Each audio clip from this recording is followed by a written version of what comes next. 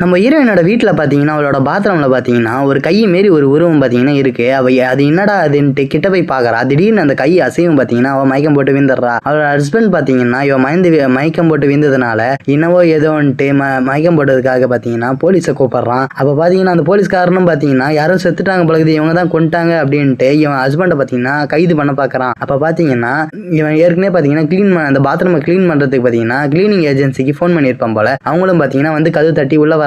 அப்ப பாத்தீங்கன்னா இந்த ஃபர்ஸ்ட் ஒரு போலீஸ்காரன் வந்திருந்தான் பாத்தீங்களா, அவன் பாத்தீங்கன்னா இவங்களை கூட்டின்னு வர கேப்ல பாத்தீங்கன்னா இவனும் மயக்கம் போட்டு விழுந்துட்டு இருக்கிறான். உள்ள வந்த கிளீனிங் ஏஜென்சி ஆளுங்க பாத்தீங்கன்னா நம்ம ஹீரோ தான் கொலை பண்ணிட்டான் அப்படின்ட்டு ரெண்டு பேத்தையும் இவனை கட்டி போட ஆரம்பிக்கிறாங்க மூலையில வச்சு. அப்ப பாத்தீங்கன்னா அதுல ஒருத்தன் கிளீனிங் ஏஜென்சி சேர்ந்த ஒருத்தன் பாத்தீங்கன்னா அந்த பாத்ரூம் சிங்க் காப்பாத்த இழுக்க ஆரம்பிக்கிறாங்க.